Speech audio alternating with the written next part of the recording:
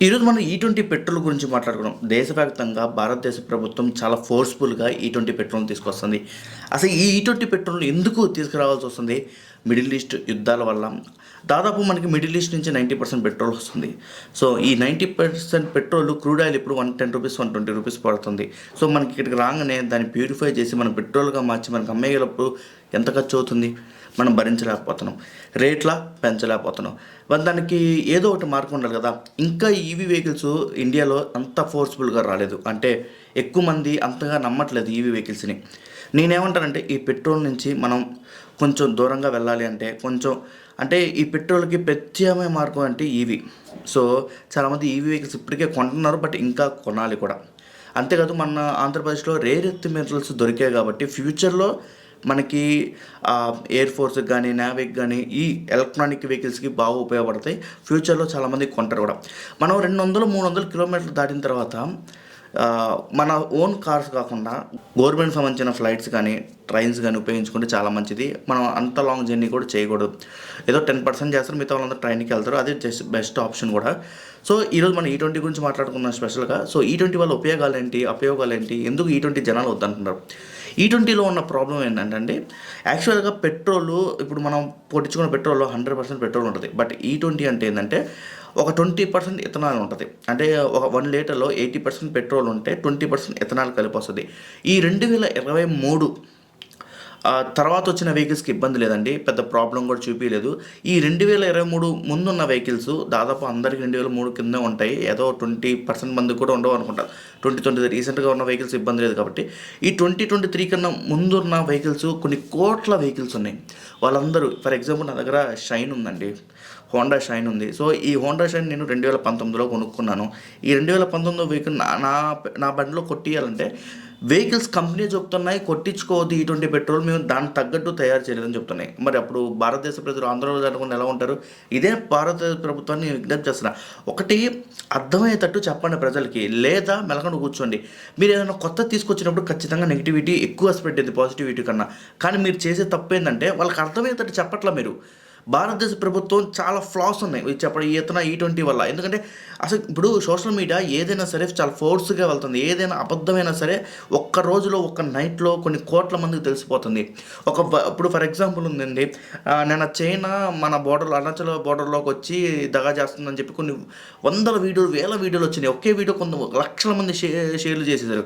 But అది ఒరిజినల్‌గా థాయిలాండ్‌కి సంబంధించిన వీడియో. సో, అలానే ఫేక్ వీడియోస్ ఎక్కువైపోయినాయి. ఫేక్ ప్రాపగండా ఎక్కువైపోతుంది. ఇప్పుడు ఈ20 వల్ల ఈ20 ఎలా తయారవుతుంది?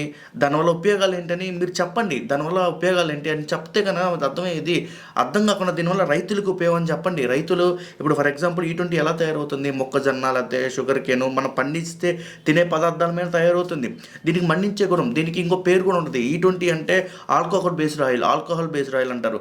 అంటే మండే గుణం ఎక్కువ ఉన్నది. దీనివల్ల అపయోగాలు చెప్తాను నేను. ఉపయోగాలు ఏంటంటే మనకి పర్యావరణం చాలా తక్కువ అవుతుంది. పొల్యూషన్ కొంచెం కంట్రోల్ చేయొచ్చు. అంతేకాదు 20% ఆఫ్ పెట్రోల్ మనం గనక సేవ్ చేస్తున్నాం కాబట్టి మనం ఈ మిడిల్ ఈస్ట్‌ల మీద కొంచెం తగ్గించుకోవచ్చు. ఓ 10% ఈవీ వెహికల్స్, 20% ఇథనాల్ అయితే సో, మనకు ఆల్మోస్ట్ 30% ఆఫ్ పెట్రోల్ మనం బయట దేశాల నుంచి తగ్గించుకోవచ్చు. కొంచెం మనమేమో ఇంపోర్ట్స్ మీద ఒత్తిడి తగ్గిద్ది. మన రూపాయి తగ్గిపోతుంది కూడా దానివల్లే అండి. ఇక్కడ రైతులకు ఉపయోగం ఏంటంటే పంటలు పండించుకుంటారు వాళ్ళు. అండ్ దీన్ని గవర్నమెంట్ కొనుక్కుంటది. రైతులకు చాలా ఉపయోగం. పొల్యూషన్ తక్కువ అవుతుంది. ఇన్పుట్స్ తక్కువ అవుతాయి. రూపాయి వాల్యూ పెరుగుతుంది. చాలా మనకి ఉపయోగాలు ఉన్నాయి. బట్ అపయోగాలు కూడా ఉన్నాయి. ఎందుకంటే 2023 తర్వాత నుంచి వెహికల్స్‌కి కొన్ని కోట్ల మంది వెహికల్స్ నాశనం అయిపోతారు. అంటే దీనివల్ల మెయిన్ ప్రాబ్లమ్ ఏంటంటే ఇథనాల్ వల్ల అంటే 20% కన్నా ఎక్కువ ఉంటే ఇంకా చాలా ప్రాబ్లమ్స్ వస్తాయి. 20% అయితే ఓకే అని చెప్తున్నా గానీ దానివల్ల ఏంటంటే ఫ్యూయల్ రేంజ్ తగ్గిపోతుంది. అంటే మనం ఇప్పుడు ఫర్ ఎగ్జాంపుల్ ఒక హోండా ఇప్పుడు for example Maruti Suzuki Swift ఉందనుకో, అది 20 కిలోమీటర్స్ వచ్చిందనుకో, ఈ ఇథనాల్ కలపడం వల్ల అది 15, 16, 17 వస్తది. 2, 3 కిలోమీటర్లు తగ్గుతుంది. ఇంకో విషయం ఏందంటే ఈ 2023 కన్నా ముందు వెహికల్స్‌లో రబ్బరు, ప్లాస్టిక్కు ఇలాంటి సంబంధించి ఎక్కువ వాడతారు. దీనికి ఈ ఇథనాల్‌కి ఎక్కువ మండే గుణం, ఈ20 ఆయిల్‌కి ఎక్కువ మండే గుణం ఉండడం వల్ల అవి ఎమ్మటే కరిగిపోతాయి. అండ్ తుప్పు పట్టే అవకాశం కూడా ఉంది ఆయిల్ ట్యాంక్స్. సో, దీనివల్లే ఎక్కువ అప్డేషన్ చెప్తున్నారు చాలామంది. సో, వెహికల్స్ కంపెనీ కూడా చెప్తున్నాయి, మేము ఈ20 వెహికల్స్ కొట్టుకోవచ్చని ఆర్డర్స్ ఇస్తేనే మీరు కొట్టుకోండి. అంతేకాదు 2003 ముందు ఏ కంపెనీ ఈ20 వెహికల్ని తయారు చేయలేదు. 2023 తర్వాత గవర్నమెంట్ ఆర్డర్స్ వచ్చిన తర్వాత ఈ వెహికల్స్ని తయారు చేసింది. అంటే కానీ ఇంకో విషయం మీ అందరూ చెప్పాలనుకున్నా, ఇది ఎప్పటి నుంచి కదా ఈ తేవాలని చెప్పేసి కాంగ్రెస్ 2013 నుంచే ఉంది. కాంగ్రెస్ గవర్నమెంట్ మహారాష్ట్రలో కూడా ప్రవేశపెట్టింది. ఇప్పటి నుంచి కదండి.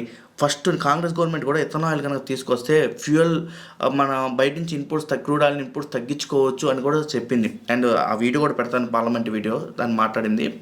The government should also encourage blending of ethanol with petrol to save fuel. The government should encourage production of green vehicles and should announce some concession in duties if not already done. Sir, the US sanction against Iran should not come in the way of India importing additional crude from the country. There will be a reduction in the foreign exchange outflow on this account is based on the fact that India paying rupees for oil imports from Iran. This should be pursued vigorously. దయచేసి భారతదేశ గవర్నమెంట్కి నేను చెప్పేది ఏంటంటే, ముందు అపోహలను తొలగించండి. ఈ అపోహలను తొలగించిన తర్వాత మీరు ఏ నిర్ణయాన్ని తీసుకోండి. ఇంకో విషయం, ఇప్పుడు కొత్తగా కొనే వాళ్ళు ఎంతమంది ఉంటారో తెలియదు, కానీ కొన్ని కోట్ల మంది, కనీసం 100 కోట్ల వెహికల్స్ నాశనం అవుతాయి మీరు తీసుకునే ఒక నిర్ణయం వల్ల. సో దానికి కూడా ప్రచారం అడగండి.